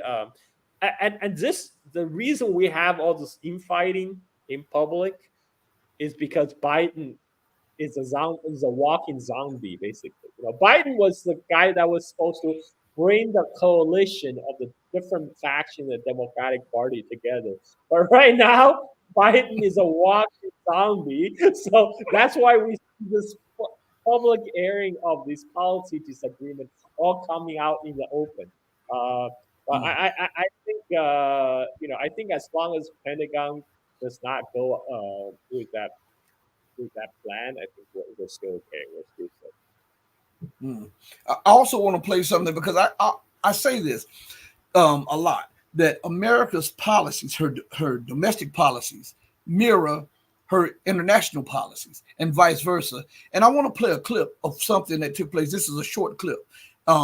This is a deaf man walking out of the store, and a black deaf man walking out of the store, and the police pulls up and they're trying to talk to him, and he's going by because he's deaf. There's a white lady in the back. She's trying to take up for him and tell him, hey, the guy has some matter with him. They are telling her, you stay out of the way. They're disrespecting her as they're punching this guy in the back of the head. He still doesn't know what's going on. This is a short clip I want to play, and this just happened. So, and we see, and when we look at that, we can also see how the IDF does Palestinians in Palestine like that. So I want everybody to pay attention. Hey, everybody, stop where you're at. Have a seat.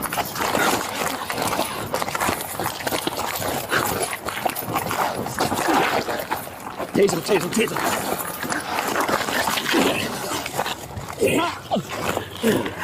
Get your hands behind your back. Get your hands behind your back. Get your hands behind your back, asshole. Get your hands behind your back.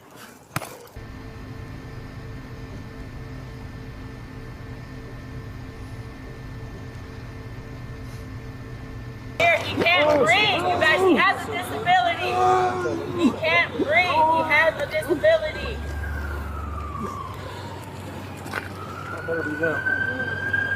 I'm here, babe. I'm here. I'm here. Look at me. Look at me. I'm here. Over there on the sidewalk. Or you're going to go to jail. Over there on the sidewalk. Back up more. I am back now. That's good. Now here, the guy didn't steal anything.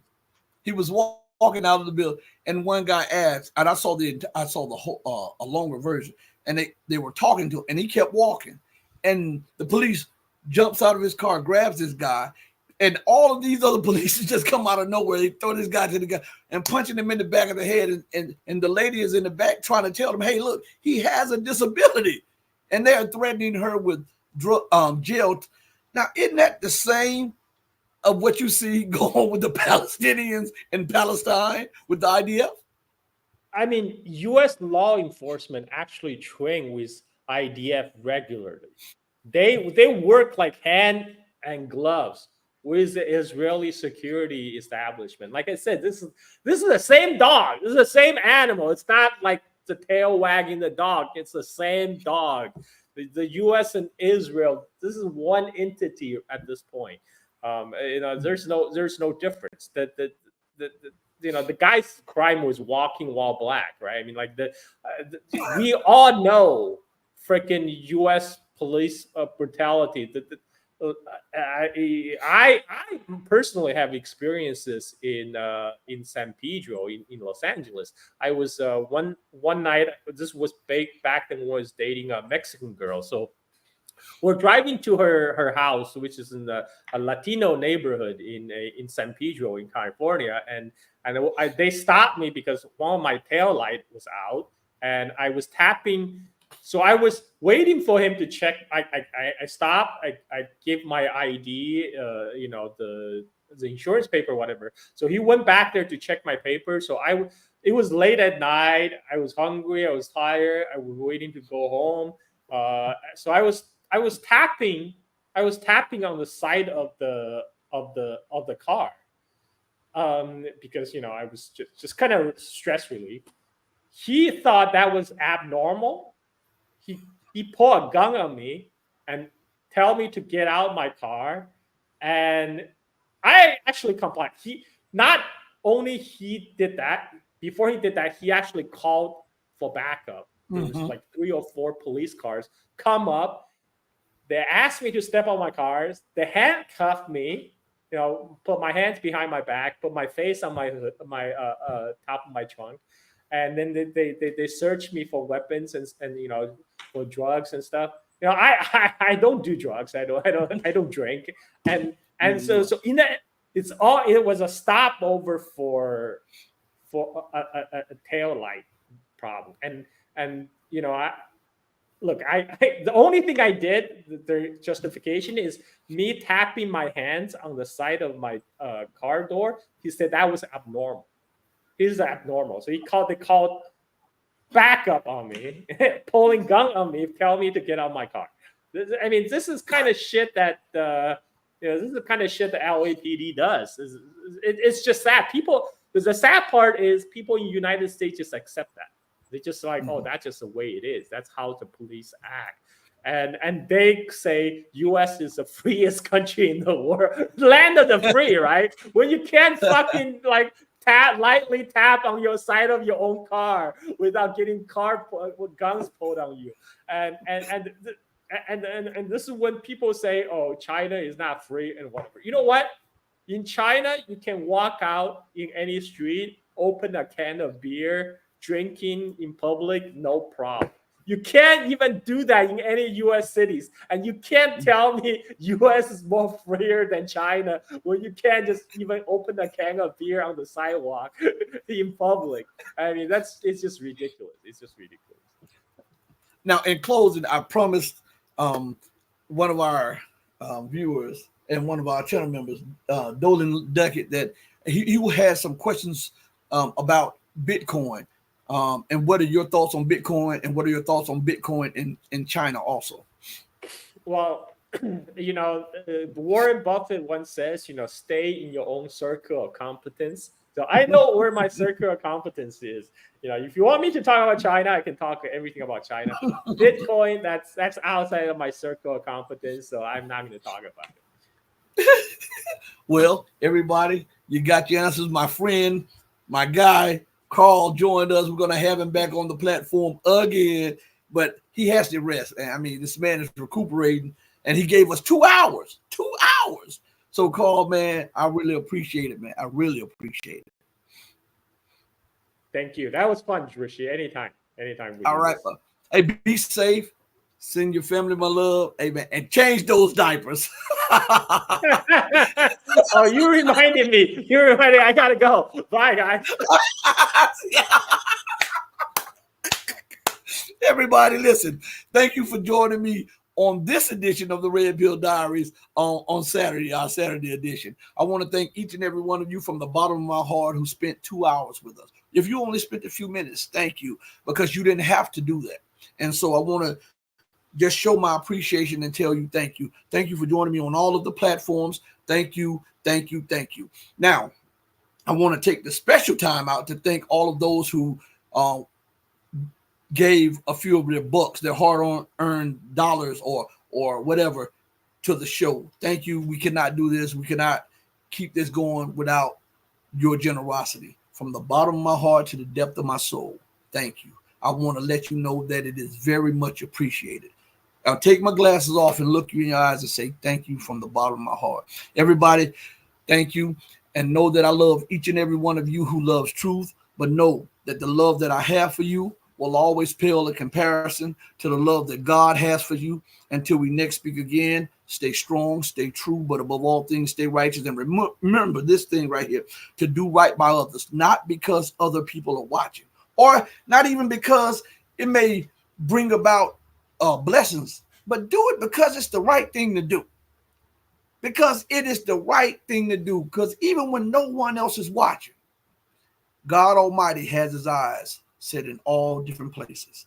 Hey, mama, look at me. Your baby boy still loves you more than life. Deuces, everybody. Thank you. We're out of here. Peace.